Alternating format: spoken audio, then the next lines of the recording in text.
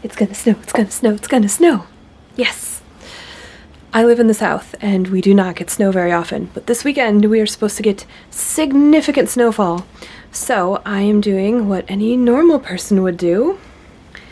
Hand sewing velvet bound buttonholes, of course.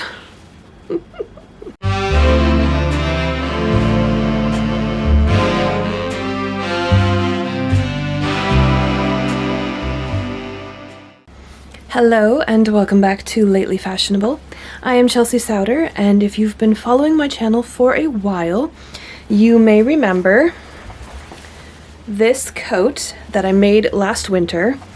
I made it to replace my previous winter coat, which is a bit too small for me, and also the lining was coming apart. And also I wanted one that was more vintage in style, so I used this reproduction pattern from the 50s, which is actually meant to be a dress, not a coat, which is a common mistake that other people have made. But I turned it into a coat by just splitting the front skirt and extending the front facings all the way down to the hem. I have 2 videos on making this coat from last winter, but I never actually finished the velvet removable collar. So I'm going to attempt to finish that now before Sunday, when it is supposed to snow. It is Friday, but I have previously done a lot of work on this collar, so it is almost finished. I can very quickly power through the rest of it, I think.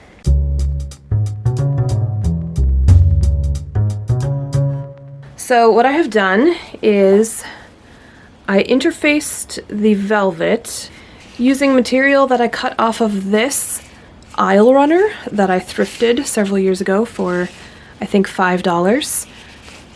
And I'm never going to need to buy interfacing again because I don't know how many yards this is, but it's a lot. I have barely scratched the surface.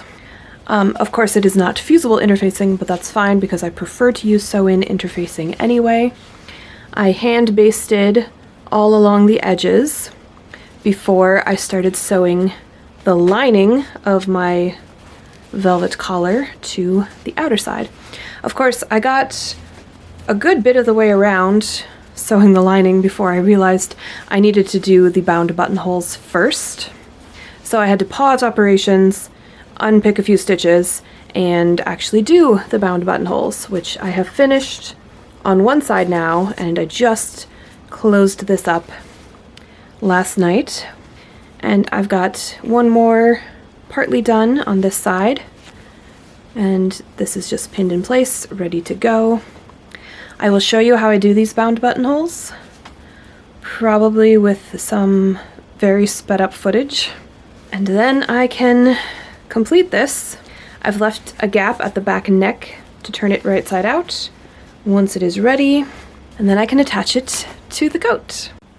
Now the coat closes with link buttons, which means that these are not actually attached to the coat at all, which is good for me because that means I can change out the buttons for a different set if I want a different look. And I did have 2 different buttons I was considering, and this way I didn't have to choose.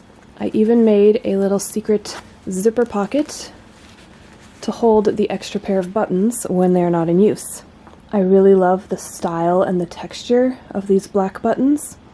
Unfortunately, when I was wearing this coat one day last winter, I stepped on the hem as I was standing up from lying on the ground, taking a picture with my kids, and broke 2 of the shanks. So I have 2, oh no, that one's broken too. I have 1 whole button with an intact shank and then 3 that are broken. So I'm also going to attempt to fix these broken buttons. I did go back to the store where I bought these, and unfortunately they did not have any more of these buttons for me to purchase. So we're going to see if I can make these still work. Also, it would be really fun to make the second removable collar out of black velvet that I had planned last winter and never got around to cutting out because I never finished the first removable collar. So I'm definitely finishing that one first, then trying to fix the buttons, and then stretch goal, second removable collar. Wish me luck.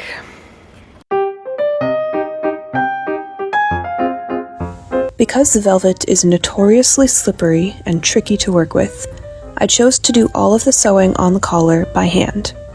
This includes the bound buttonholes, which would have been incredibly difficult and frustrating to sew on the machine. Bound buttonholes are simple to do, if rather finicky. With right sides together, stitch the binding to the outer fabric in a narrow box the length of your finished buttonhole. On the machine, I would use a very short stitch for strength, so here I used a hand back stitch.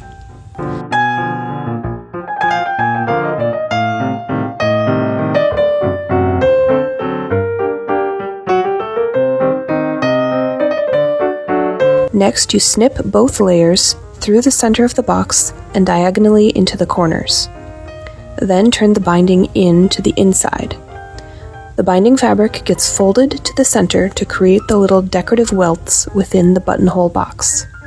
Pin these folds in place well, and then stitch through all layers around the perimeter of the box once again.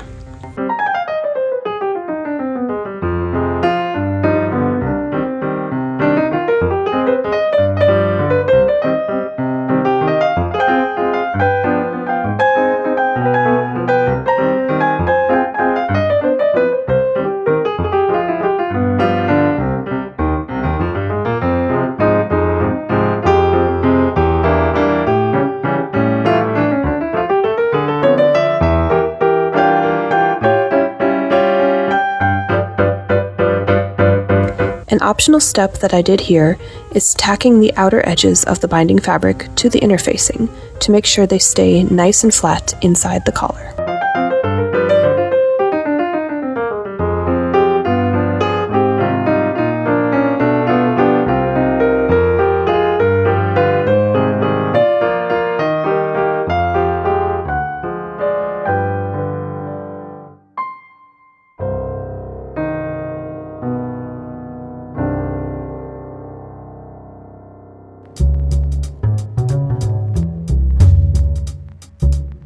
Okay, I have finished the bound buttonholes, at least on the velvet side, and now I need to trim around the curved edges with the pinking shears, turn the whole thing right side out, and then I will need to snip through the lining layer to get to the bound buttonholes from the back side, turn those edges in, sew those by hand, and then this will be done. And I can tack it inside the coat.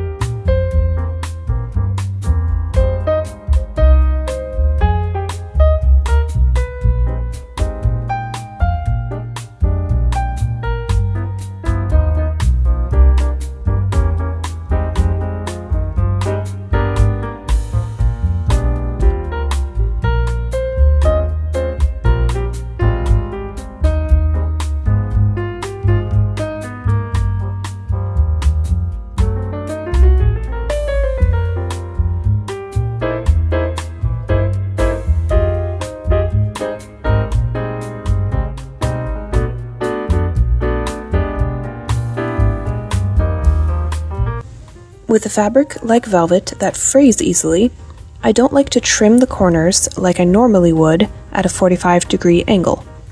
Instead, I fold in the two sides, pinch them between my finger and thumb, and push that out through the opening, turning it right side out with that folded seam allowance in the corner, helping to poke out the corner nice and sharp. I hope I'm explaining this well.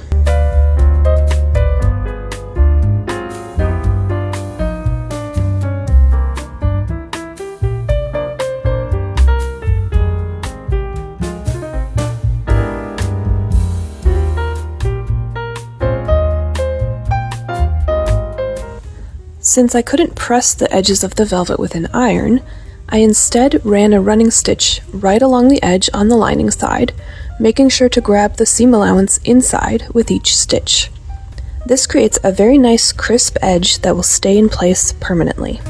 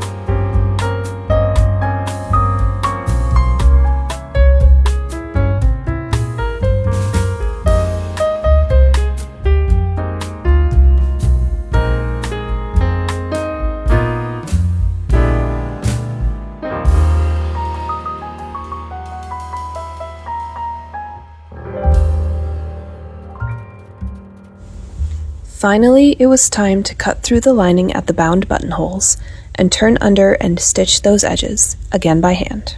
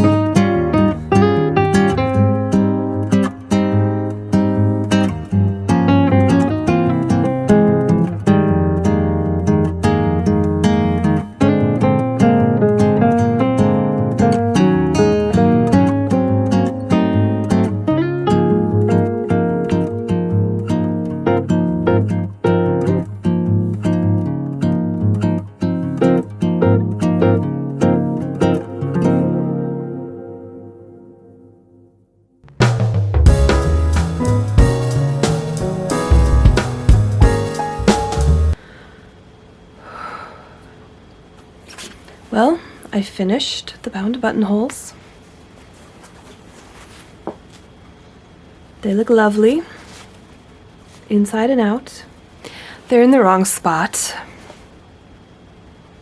They are fully not lined up with the actual buttonholes on the coat at all.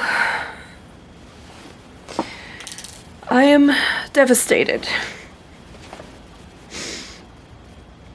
I don't know how this happened. I marked the buttonholes from the pattern, so either the pattern is wrong or I massively screwed up. But look, this is where the buttonholes are on the outside of the coat. This is where they're supposed to be on the inside, and they're over here. They're lined up with the wrong edge. This is the inside edge. They're supposed to line up with the outside edge. I got the collar fully finished, fully edge stitched all the way around. I'm not undoing it now. I can't. I'm not gonna have bound buttonholes. Why did I do bound buttonholes on the velvet in the first place? I didn't need to. They're not gonna show in any way. They're on the inside. It's on the inside. No one's ever gonna see them. I could have just done regular machine buttonholes. That would have been faster and easier. I didn't have to do this.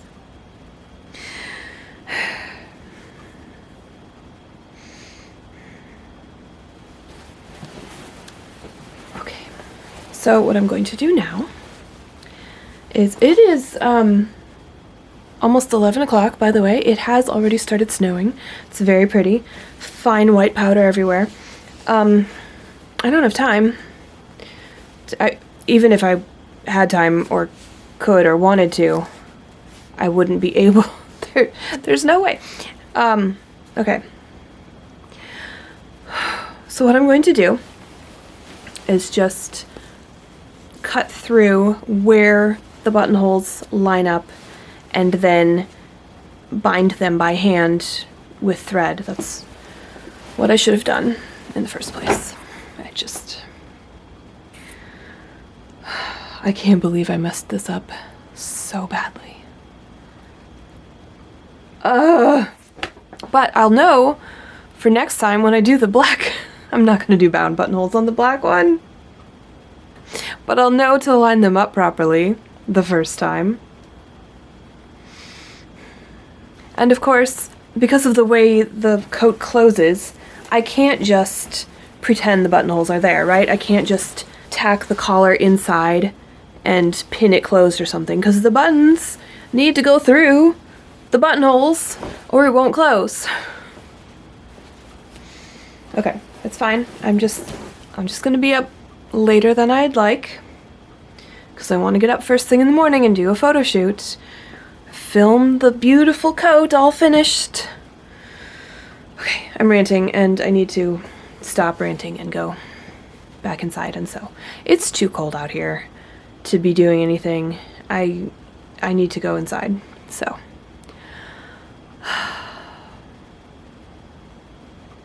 I guess I'll see you in the reveal. So let's let all this stress just melt away into pretty snow footage.